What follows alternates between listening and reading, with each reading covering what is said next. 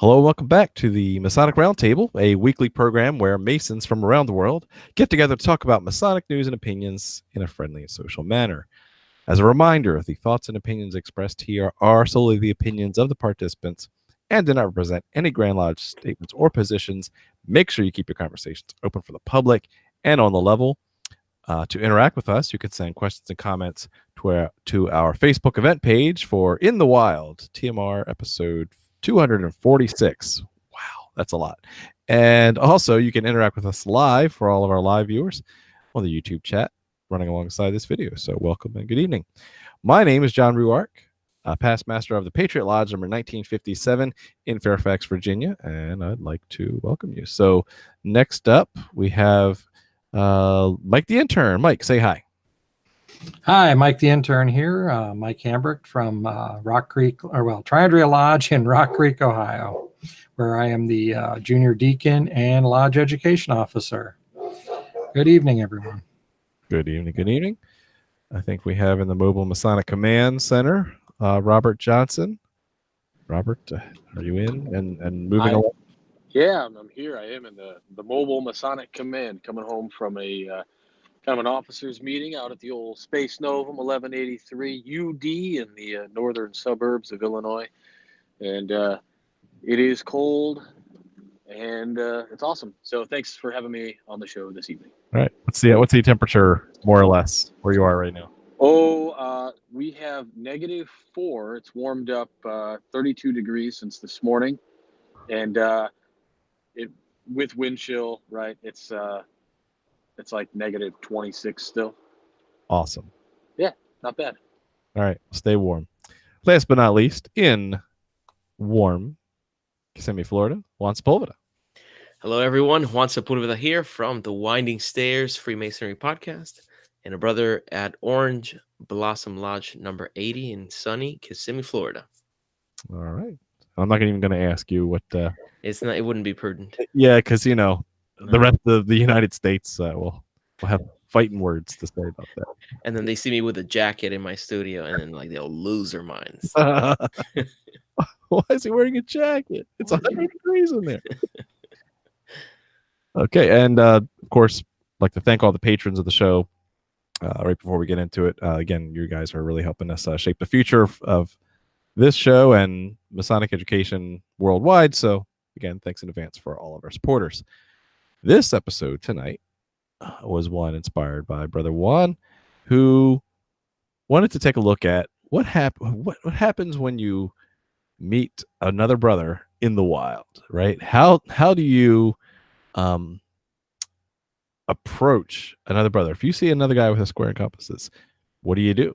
How do you approach him? Or if you've been approached by a brother, what do you say? How do you know what to say? What do you do? And this is not really something that gets taught often, if at all, after you're raising. You're like, congratulations, you're Master Mason. You get to be entitled to everything. Good luck.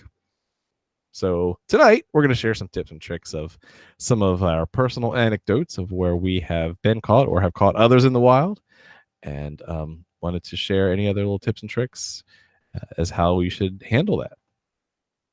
So the first question to open it up is, have any of you either been approached or caught others in the wild? So let's start with approached, because those are the most fun, in my opinion, is when you're least expecting it and you get approached. And we'll talk about the various ways you've been approached. Let's see, Mike, I know to start things off, you said that you had been approached in the wild. So where were you and what were you doing? I was actually at the gym where I work out. I was actually in the locker room, and another gentleman was standing next to me. He had accidentally reached into my locker, and I'd already done the same thing earlier to him, but he was grabbing my shirt, and he's like, wait a minute, that's not mine. And I said, oh, you'd have noticed it as soon as you pulled it out. It's got a big Masonic Roundtable emblem on it. And he goes, what? And I says, well, it's a podcast I'm on for Freemasonry. And he goes, oh, well, I know Brother Hiram. And that was, where we went from there. But yeah, so. Well, that's kind of a cool little unexpected surprise. Yeah. So then what did you do next? What's the How did the rest of the story go? Basically, I just said to him, "Oh, well, me too." And what lodge do you belong to? And it turned out he belonged to Temple Lodge in Paynesville, which is really 15 minutes from my house.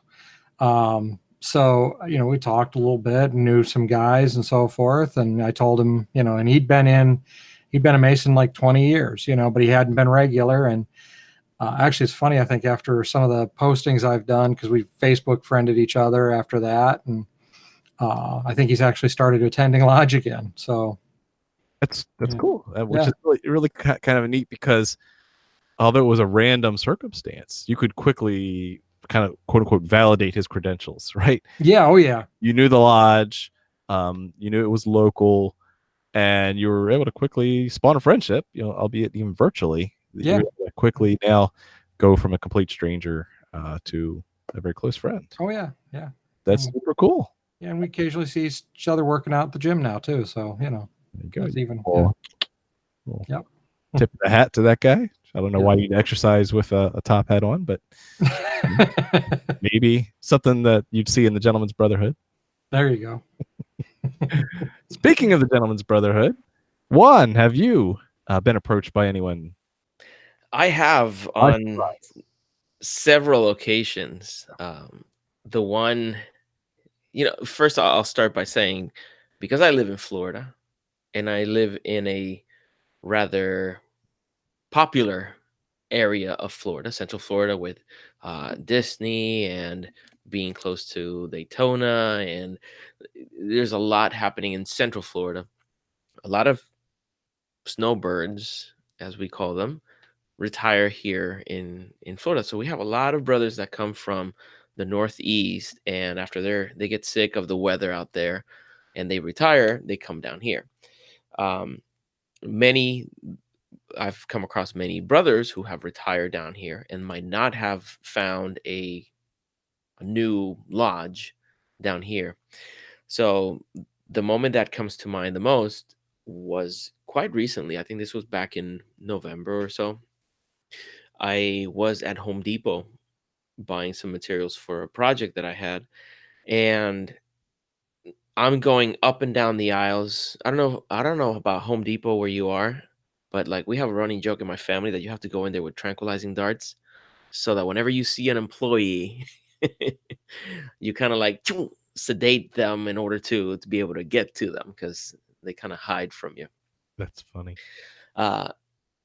So I'm just like in the middle of this daze by looking left to right, trying to find my stuff and crossing my things on my list. And this man is walking towards me and he says, "Brother," looking me straight in, square in the eyes. And I look, I've never seen this man before in my life. And I was taken aback. I'm like, how does he recognize me to be a brother? Well, I happen to have a Masonic hat from Brother Edgar's with the big square and compasses in the forehead. And come to find out, this brother had moved to Florida about a year ago or something like that, but had not found a lodge. So we started talking. He showed me his dues card and everything, and I invited him to come to lodge. I haven't seen him yet, but we exchanged email and everything. So I'll follow up with him and see if we can have him find a new home down here in sunny Kissimmee, Florida. But that was pretty neat. That's kind of funny. It's kind of reminds me of the joke about, you go to a new place and you're kind of at a convention and you run into someone and someone says, "Hey, John, how are you?" And you're like, I don't know. How do you know my name? It's because you have the big "Hello, my name is John" sticker on your lapel. Yeah. No, so I guess that's kind of cool. I'm sure there's some other examples you can think of as well. That's just the first that came to mind, because I was trying to recall some fun ones and some ones where I was really caught off guard. But to the point of how he knew you to be a brother through your apparel, it's a good piece of advice if you travel a lot for work to wear something Masonic that can be kind of seen from far away, because airports are a great place to run into brothers. The first time I tried it, I did have one or two guys stop me as I was waiting at my terminal and say hi. But one of the funniest ones was I had a connecting flight, and it was one of those where you had to literally run from one end of the airport all the way to the farthest terminal away, only within a certain number of minutes to catch the connecting flight.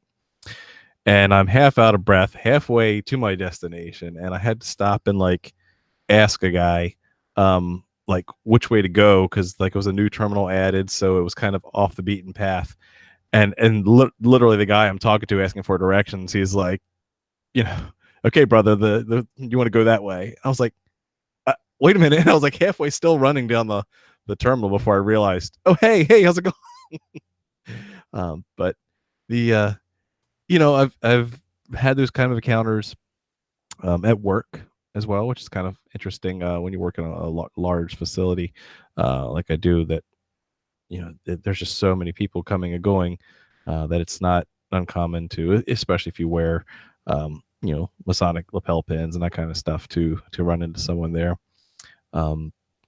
New grocery stores, I've run into brothers while I've been grocery shopping, but even recently was a family vacation out in Myrtle Beach, and just happened to pick up some groceries and starting having a conversation with a guy from the local lodge down there, which was good because one of the great things about this fraternity is that you have someone that can look out for you and take care of you no matter where you are, right? So if there was ever a need to have any issue while you're on vacation, now you have someone you can reach out to. I completely disagree with everything John Rourke just said. Right. Speaking of traveling brothers, let's talk to this guy who wasn't even planning on being here tonight. So this is a pleasure. No, I got out of dinner early. Where are you, and have you run into any brothers while you've been traveling? So I am, interestingly enough, I am just across the street from the St. Louis Shriners Hospital for Children. I can actually see it out my hotel window. I'm here on business to St. Louis for the next couple days, and I have not run into any brothers yet. I'm kind of sad about that. But I'm sure if you look out the window, you can see lots of them, running along the window. Yes, I could. If I could peer into the Shriners Hospital, I'd probably find brothers in there, but they might arrest me for being weird. Wouldn't be the first or last time. Yeah. Unfortunately, my schedule is so jam-packed on this particular trip. I usually, whenever I travel, make a concerted effort to go find some brothers and go visit some lodges. I just don't have time. Mm-hmm. Yeah. So that's the fun part too, is going out of the way. So Jason, the question we asked before you showed up is, can you think of some examples of where you were caught off guard by someone who found through either something you were wearing or whatever, just recognized you to be Yes. And you were it was unexpected. Yes. I was in another country, and back then I had an iPhone, and I had a square and compasses sticker on my iPhone, and I was having dinner with my team and a group of customers, and I was texting the wife, and some guy looks at me and he's like, dude, shut that off, the light on that is blinding me. And yeah, it turns out he was a Prince Hall Mason from Virginia, from like the Hampton Roads area, and that was one of the times when I've just been really caught off guard, and I've been like, what? Like, so you have to go to another country to find a brother that's next door, right? Yeah. Funny stuff. Now, Robert, who's still traveling on his mobile Masonic command. I don't know. No, I can hear you. There you go. Just walk in the door. So, particularly the few times that I've run into guys, 3 main times that I ran into some people, which was really interesting. The first time I was kind of a brand new Master Mason. I was at Comic-Con back in 2009, and I'm walking the main floor and I've got this camouflage hat on, and just wearing it backwards, and square and compasses facing behind me. And this super huge tall guy walks past me, swipes my hat off, and like it's like elbow to elbow traffic in this main route in the hall. And I'm like, hey, and he's like, uh, where'd you get the hat, Hiram? And I was like, what? And then he throws it back at me, and I catch it, and he's like, you're supposed to say the wages of a master mason. And I was like, oh, I get it now. And it was my first encounter. I like nobody, like you said, nobody ever talks to you about this stuff. And later on, I ran into him. We were at a, we were in one of the panel discussions, and I saw him, and I said hi, and we talked for a few more minutes. But probably the most memorable, like we're always seeing, you know, you pull into a parking lot and you'll park next to a guy. You know, my wife Corey, she'll say, oh, dude, did you see, you know, guy's got Masonic lights on a car or whatever. I'm like, oh yeah, that's cool. And that's fine, but because we never see anybody, right? Like maybe you're going to catch the guy coming out of the grocery store or whatever. But in this particular case, I was walking into Party City, and I was getting some balloons or something for my kid's birthday. And as I'm walking in, I've got one of my other sons with me, my youngest. And I walk in, and I see this elderly guy walking with his wife, and it must have been his granddaughter, in the cart. And you got the typical kind of blue um, naval cap on, right, with like the gold band across the front. And it's a Masonic hat, and it was a PHA lodge right here in the area. And I walked right up. I just saw it. We locked eyes, and I just walked up to him, and I shook his hand, and I was like, "Oh man, good to see you, brother. How are you doing?" He's like, "Oh good. What lodge you from?" And I told him Waukegan. He told me his lodge, and I gave him a hug or whatever. I was like, "Oh man, you know, have a good day or whatever." And I went about my business, and my son was like, "Who was that? I've never met that guy. My dad, why'd you just hug that guy?" And I was like, "Oh, he's a brother of a local lodge." You know, just like it was the coolest example almost for my kid, I felt like. And we didn't, I wasn't planned, you know, I didn't think about it in the moment, but it was just interesting, you know. It's because you never hug your children. It's probably, yeah. Yeah. I mean, they're totally deprived. Yeah. But it was really a neat experience. And like, it's not like we gave special handshakes or anything. We just shook hands. And that's another issue. Like, I don't know if you guys ever been and somebody tries to shake your hand and give you some kind of a secret handshake they think is secret handshake or something, and then you got like you give them like the look. There's that meme. There's that meme of Robert Downey Jr. from Tropic Thunder, and he's like, "That ain't the grip." Like, have you ever given that look? Like, I've gotten that, and I'm like, "Oh, this dude must be clandestine." But yeah, it's always a really cool thing to. It's like you said, you see them all the time on the road, but you never. It's like a rare occurrence to be like, oh, hey, you know, and you actually make contact. You know, not just flashing their brights at you and making weird gestures when they pass you on the road. Yeah. You know that happened to me early when I was a young master mason. I had this guy like tailgating me and honking his horn 3 times. Beep, beep, beep. Beep, beep, beep. And I'm like, what is this guy's problem? So he kind of swerves next to me, and then he throws me a sign. But I saw it as a threatening threatening gesture. I didn't like it didn't catch, you know, I didn't catch what he was doing, and like I just looked at him like with my Puerto Rican uh I switched to my Puerto Rican driving thug face. You know, like, sup. And then I kept on driving, and then the guy, like, he was like a little bit surprised, and he kept on going. And then later I realized, like, oh man, how disappointing. Like, this guy must have been excited, like, oh, here's a brother, let me just, you know, see if he recognized me. And then like a total fail. So you know that brings up a good point, because if you're in the car, I know we've had a couple examples of that. Brother Paul Chamberlain, who's been on this podcast talking about the history of Grand Lodge, Pennsylvania, amongst other things. You know, he and I were talking one day. He's like, you know, we really need to come up with like a Masonic like car wave, right?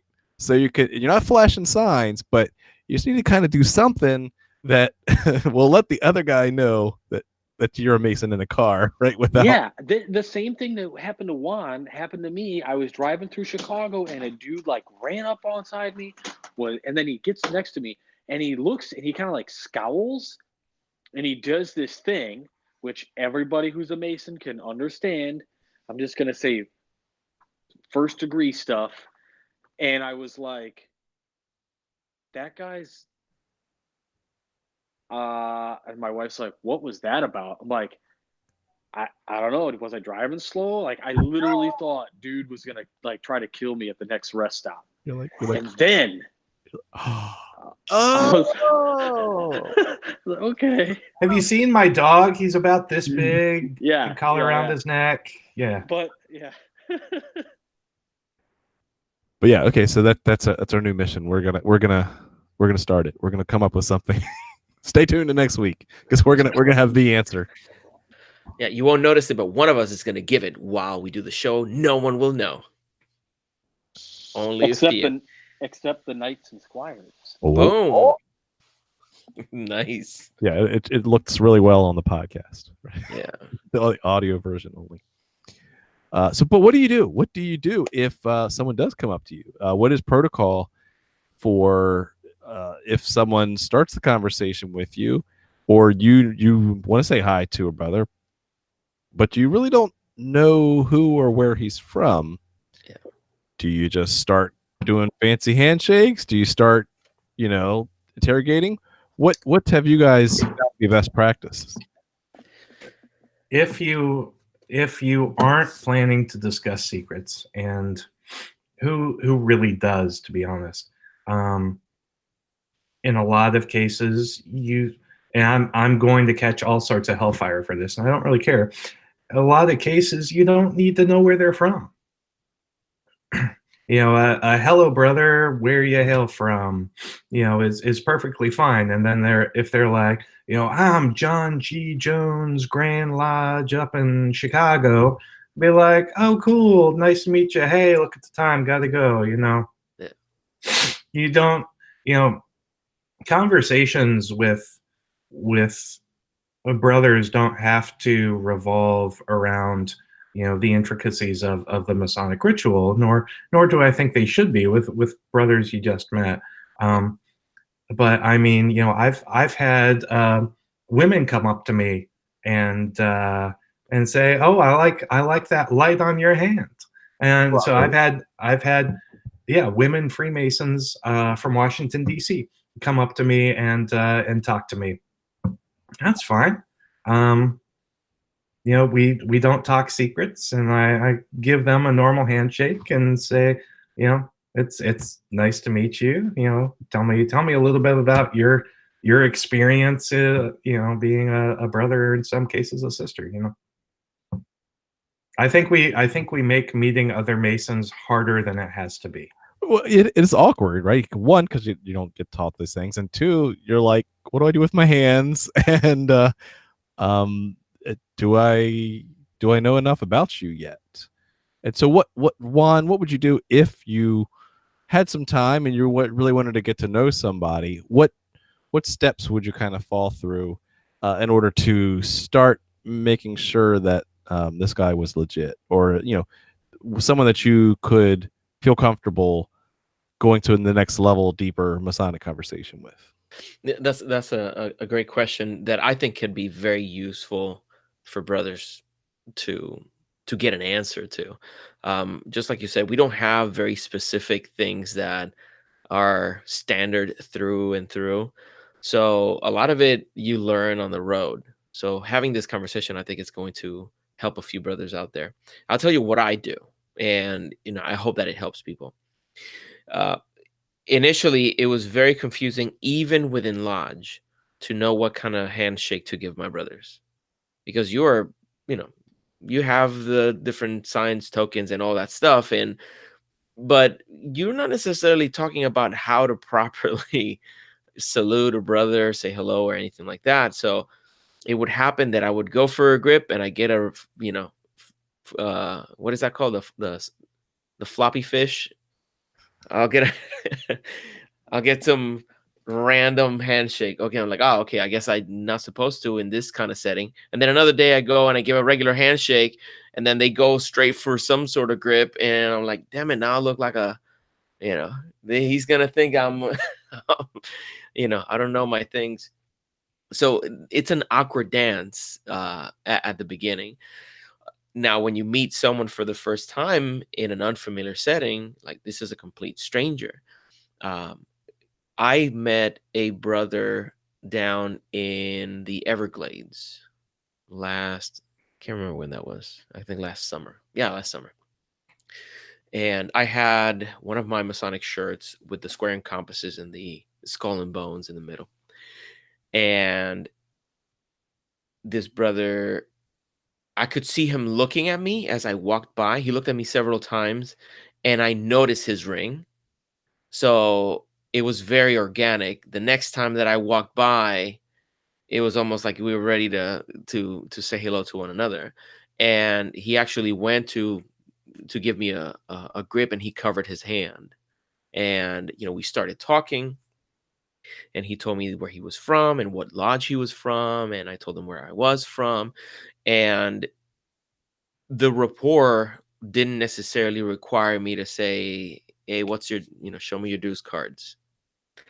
The brother that I met at Home Depot, on the other hand, as soon as he greeted me, and it was a regular handshake, he told me where he was from. And as he's talking to me, he's pulling out his wallet, and he produced his dues card. Uh-huh. Now, the awkward thing is that I'm engaged talking with him, and I see the dues card. I'm like, oh, excellent. And then I start telling him what lodge I'm from, and I didn't produce mine. And I only realized that I didn't commiserate the gesture until after he had left. And I'm like, oh, what if I gave this guy the impression that like maybe I'm delinquent, or I got worried about it, and I started thinking like, how should I handle this in the future? But it was one of those like, okay, we kind of stumbled in the dance. I stepped on your toes, but okay. Oh, I'm getting the hang of it. You need to be led in the dance, or you know, you need for me to project the turn really strongly before I, you know.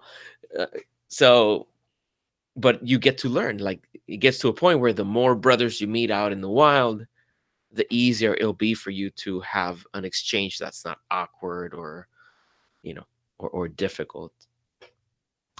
You know what is awkward? Other Masonic groups, or the ones that are at least outside of your jurisdiction, that may or may not be recognized, that come up with all of these weird street masonry catechisms and Challenges. Oh my God. Yeah. and funny code words. You're like, okay, you brought up a good point in the YouTube chat, Jason. What's the biggest issue with all of these little cute catchphrases? Masonry is deeply federated, which means to a large extent there's no standardization, which means, you know, how are you going to come up to me and ask me, you know, if you, you know, if you were taught, you know, that the earth is flat, you know, in your earth history class, and I was taught that the earth is round in my earth history class, how are you going to come up to me and ask me test questions on a, you know, a flat earth, you know, earth history test? And now I'm not, it's probably a bad analogy to use, because I'm not saying that that is wrong and inherently non-factual. It's totally a thing in that jurisdiction. But I think we often as Masons don't grasp how different the Masonic experience is from jurisdiction to jurisdiction. It's that provincial masonry that Nick Johnson always talked about. True. How true. That's funny. I mean, so once you kind of get beyond that, it's been my experience running into dozens of brothers on travel. You're always going to mess it up. You're always going to be wrong. You're always not going to have the answer to, "Hey, are you a traveling man?" Or like, yeah, because I'm traveling through the airport. You're just assume it's going to be awkward. It's the first date, right? With this new friend who you'll soon find to be a brother. But that's okay, right? Because it's not about the little funny sayings. It's about finding this guy who now has a shared experience with you, right? And how do you get to validate that pretty quickly? I mean, yeah, the dues card thing is an easy thing to check. That if you knew you had a 4-hour layover, right, and this guy's in the same terminal as you, okay, maybe now you might want to start comparing dues cards. Now, I don't carry my list of lodges Masonic with me everywhere I go, right? But we do have the Amity app now, so you can search that rather quickly, and verify if that lodge is in amity with your jurisdiction. So that is actually a modern solution to this age-old question of how do you approach a brother in the wild. Right? Robert, I see you're back. Yeah, What else would you add? I was gonna just add, talking about the awkwardness. I don't know if you guys have ever done this in your eager days, your young Masonic days. It's like more rare in today's culture, I think, for men to consistently wear any rings outside of a wedding ring. And so you'll see like another younger guy or anybody really, and you'll see that they have a ring on their right hand. And you ever do that thing where you're like, I almost saw it. Maybe that was a Masonic ring. Maybe I don't want to be too over the top here trying to think. I should probably go just all right, one more look. I couldn't tell. So funny.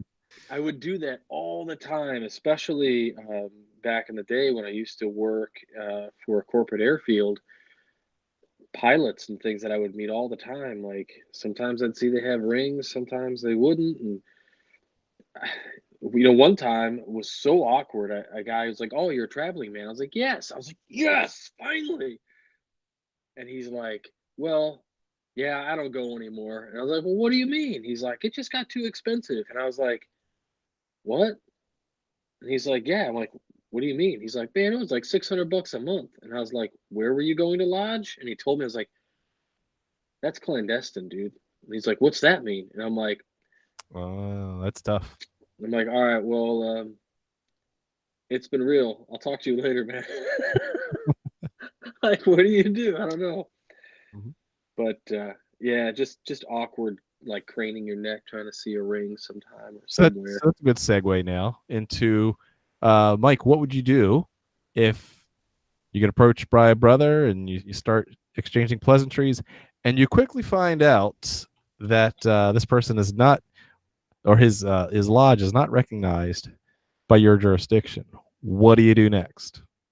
Well, obviously I keep being polite with them, but I make sure to never, obviously start talking Masonically with them, of course, and more than likely I try to steer myself away just to avoid, any inconsistencies within that, especially some of those things where they try to take selfies with somebody who's legit to prove, to help, improve their legitimacy, things like that, Does happen. Yeah. But yeah, that's probably about the kind of thing I would do. But I mean, I wouldn't, obviously I wouldn't be rude to him at all. It would be more, now, if the guy's open to understanding what, that he's clandestine or, whatnot, asking him, is he interested in being healed? What do you mean by that? You have the air quotes. Yeah, well, healed is where that they, get actually brought into ours and to go through the degrees, basically. But yeah. Right.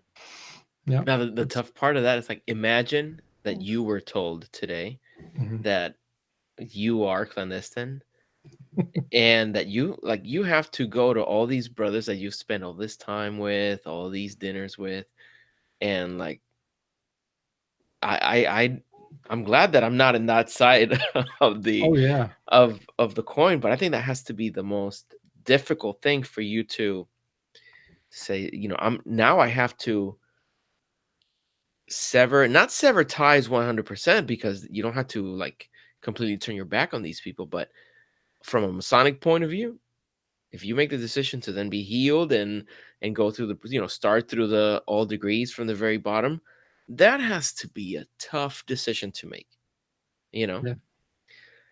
Yeah. But when you talked about the, you know, finding out that the person is clandestine or whatever, I would imagine like if you stayed in touch with them, perhaps that conversation could come up. It's like and this is gonna be a weird way to say it. Like, imagine you meet someone and you're having chit chat in the lane to buy groceries, right? And you notice they have a little bit of dandruff.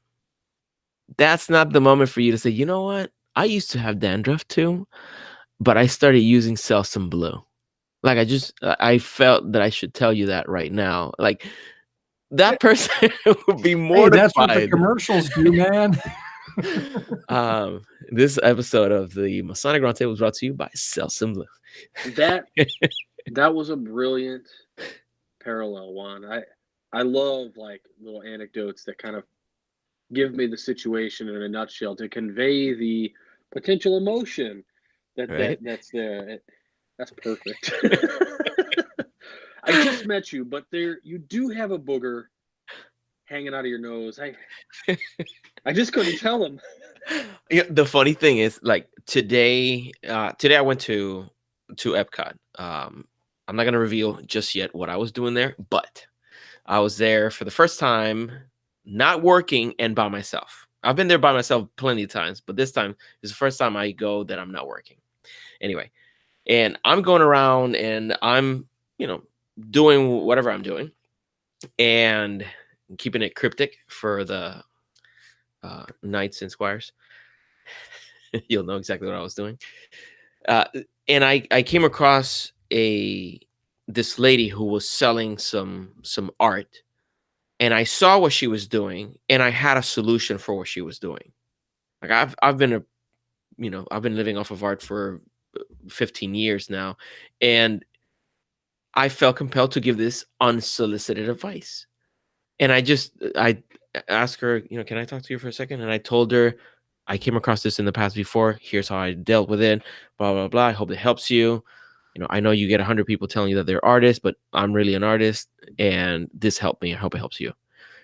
And she was receptive, but I walked away and I'm like, why the heck did I just give this lady this advice? Like, she's here trying to sell her stuff, and it's like, she didn't ask me. And I found myself giving this unsolicited advice. I see that happening sometimes when I meet brothers and I try to give them all this advice. It's like, listen, let's stop the advice train here and, enjoy the moment, have this back and forth. Maybe in the future, if I see them again, or if they ask me or they give me the indication that they're looking for a solution, then I'll give my 2 cents. But I mean, we learn by stubbing our toe. So don't make it awkward. That's right. Yeah, It's don't going to be make it awkward weird. already. No reason to make it any more complicated than it already is. Yeah. Yep. That's cool. Okay, so now we'll kind of open up the floor as we kind of round out the rest of the conversation. Any other tips and tricks? Any other anecdotes that you have? Any other recommendations you'd have for someone who actually wants to approach someone? What would you tell someone if they see another Mason? How would you recommend they approach someone else that they don't know for the first time? Just ask. Yeah. Yeah. One of my Hi, I notice your T-shirt / cap / ring / belt buckle / whatever. Are you a brother? Are you a Mason? Where are you from? You had to ask. You had to ask to become a Mason. Yeah, but you should be used to it. What about this whole thing though? Like, you're online and you say something and you greet a brother online and you say something is not secret as good to meet you on the level or something. And then somebody's like, oh, you can't say that. That's a secret.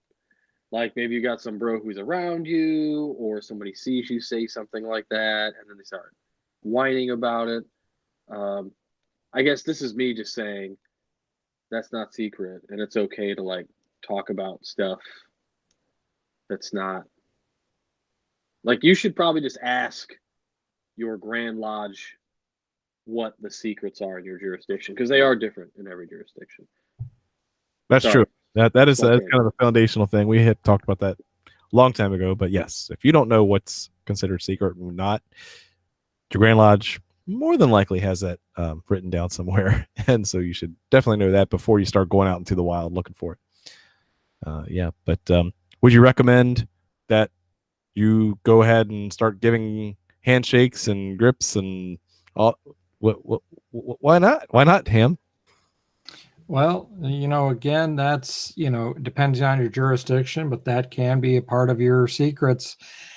And I mean, if you're just going right out and doing that, then you're, violating that. There you go. You don't really know yet. Yeah. But to honestly, like Jason said, walk right up and say, hey, I noticed you're wearing a square and compasses. Are you Mason? What lodge do you belong to? I belong to whatever, I don't see anything wrong with that at all. I mean, that's, you can have the conversation, but as long as you don't start getting out there with, so, what do you guys do in your ritual for this? I mean, you're fine, generally speaking, but I mean, yeah, at some point, like, you could be handing off dues cards, so, hey, here's mine. Where are you at? Okay. And you can find out. But that's, that part's not that important unless you're going to be attending lodge with them or, discussing on the, Masonic secrets.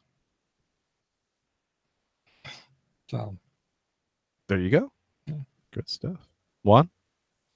Okay. Here's some advice. This one's solicited because you asked for it. All right. It doesn't have to be awkward. And here's one thing. This person you just met, he does not have to be your new best friend in the world. You don't have to exchange phone numbers. You don't have to give him your business card. You don't have to exchange emails. This could be just a platonic moment that you'll remember for the rest of your life. And that's it. Just like that time you met that girl in the airport and you just looked at one another and you both smiled and you never talked. You just walked your separate ways. And that's fine. Like it was a moment that, oh, that was really cool. Because that's part of what makes it awkward. It's like, oh, like, are you recognized? And like, are you current in your dues? And like, does not matter. You recognized me. I recognized you. That was really cool. We shared a moment. And one thing that I've noticed, like, and I don't know if it's a product of the time that we're living, where everyone is so busy minding their own business and on their phones and all that kind of stuff. We deprive ourselves of having these moments. Like there's one human being connecting with another in a very unique kind of way that's memorable. And it just doesn't have to be awkward. Don't go straight into the, Tell me everything about your lodge. I want to know everything right now in like 30 seconds before my plane takes off. Yeah. So you guys seen the Cable Guy? That's what it reminds me of. The Cable Guy. Oh my gosh, hilarious! Like I know you're a brother. Yeah. And then you get that guy's like, I know you're a bro, but I just don't have any more room in my life for any more friends right now. Big mistake. Next thing you know, he's taking you out to medieval times. You're jousting. It's exactly. I gotta watch that again. I love that movie. Okay, good show. Let's start going around for shameless plugs, final thoughts, and anything else we wanted to add. So, Mike the intern, final thoughts. So yeah, just if you think you're going to talk to if you're walking up to somebody you think might be a Mason, be polite, be ask them, if they are, point blank, do they want to tell you? They will. If they don't, I mean, it also puts it right back on them too, and it could just be that, either one of you could be about to help the other too. You have no idea what that's going to do. But this was good conversation. I'm glad we, did this. Honestly, I wish I'd had a few more encounters, but I've just had the one out there. So You're still a young guy. You're still yeah. I wear all the square and compasses trying to attract everybody to, You're but like I don't even get the ones going, man. You're a devil worshiper yet. So, you're not trying hard enough. That's it. Mike's got so much light on. He's like the blue fluorescent bulbs trying to attract all the mosquitoes in the summertime. One day, Mike. One day. All right. Thanks for sharing, Mike. Let's see, Robert. Final thoughts. Final thoughts would be, if somebody says they're a Mason or they greet you, and the first thing they do is they stick out their hand and they go to shake your hand, even if you perceive they're giving you some kind of grip, I still don't give it back. And that's not me saying like I'm being unbrotherly or anything. It's just I still say, well, I don't know. I don't know if you're clandestine or not. But there's nothing wrong with shaking hands with somebody, and there's a difference that we can talk about at another date about irregular and clandestine. They're not the same thing. But regardless of that, be polite, right? We are supposed to be Masons, so I think we want to be polite in our interactions. And I think that's really all I want to say, just to make sure that you're polite in your interactions, because we are supposed to lead society by somewhat of an example. Yes, anybody can come knock on our doors, but not everybody should be able to gain the admittance in there. And those people who do are we're upstanding individuals, and we want to go back out in the community. We want to be upright within the community and seen that way. So polite in your interactions, regardless. I very much like what Jason had to say about mid-show.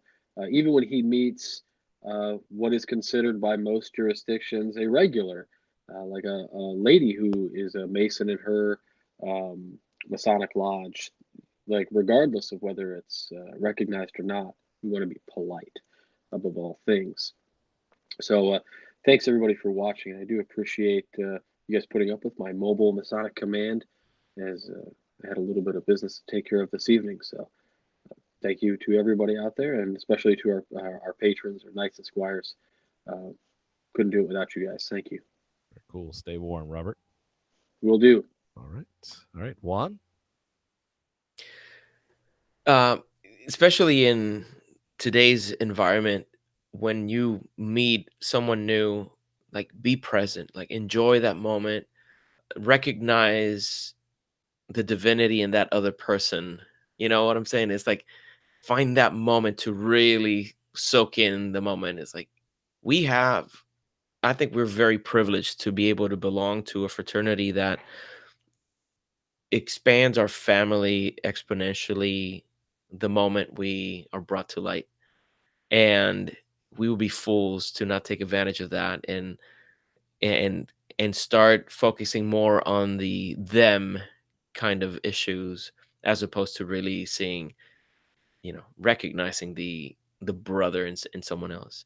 Like RJ was saying, if you come across someone, it's very difficult for, at the very first few seconds, to narrow down, where is this person coming from, like what kind of um what order do they belong to? Is it clandestine? Is it irregular? Is it recognized? Is it in amity with your lodge? I mean, with your grand lodge? Like, that's tough. Just don't open with a grip that is, don't open with something that is too revealing. Just embrace the other person for what they are. Like, this is a stranger that took a moment of their life to recognize you, and it can be really fulfilling. And don't make it awkward. Just enjoy the moment. Thank you, brothers, as always, for watching and for supporting our work. We look forward to seeing all of you in the upcoming months. We're going to be traveling together a little bit. Go to the Masonic Roundtable and check out our events page, where you'll see some of the places that you can come and say hello. We'd love to share some wine, corn, and oil, and everything that we can put in a plate or a mug. So, all right, brothers, it's been a pleasure. Thank you. Go to thewindingstairs.com, and I keep on promising a new episode. Like, I just have a lot going on, but it's coming very soon. Very cool. Good night. All right, thank you. So I'm going to save the best for last. So I have a little story. I do management consulting for the government, and recently I hit kind of a bucket list item, and that was back in the fall. I had the distinct pleasure and opportunity to go to the Pentagon, and it's something I've been always hoping to get a chance to do, and just revel in all that. And as you can imagine, security at the Pentagon is rather tight, and there's lots of layers, and it's not something that's easily gotten to. And so there I am with a couple customers, and I've got a huge box full of training materials, and I'm flustered. I got my coat on. I've got this huge box, and I don't know which entrance to go in, and part of my team's going one way and I'm going the other way, and the first guard, he's kind of saying, well, hey, you can't go with them, you have to go this way, and so I'm flustered because it's my first time there. I think we may have been running a little late, which these guys know if we're late before the show starts, I get antsy. And so I'm just, okay, I'm flustered because I want to make sure that I do a good job. And and he also says, you can't hand off this box. You have to go through all the security and all the x-rays and all that stuff with this box. And I'm thinking, like, crap, like, I'm going to be here for an hour going through all the security. And he says, oh, whoa, but wait. He says, oh, you're a friend of mine. So what do you mean? He says, nice hat.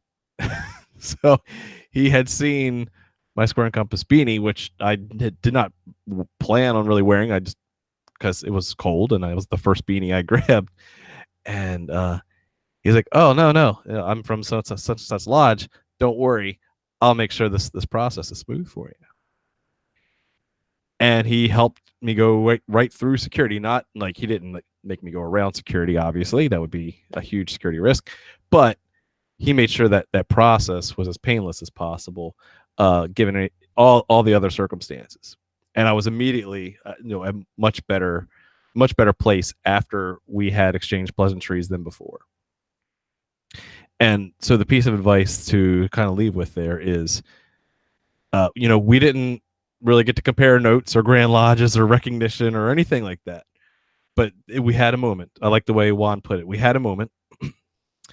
And what I took out of that moment was that he helped me out, not in any extraordinary circumstance, but just by the mere fact of his presence as a brother helped me not be so stressed out at that moment. That's all I needed.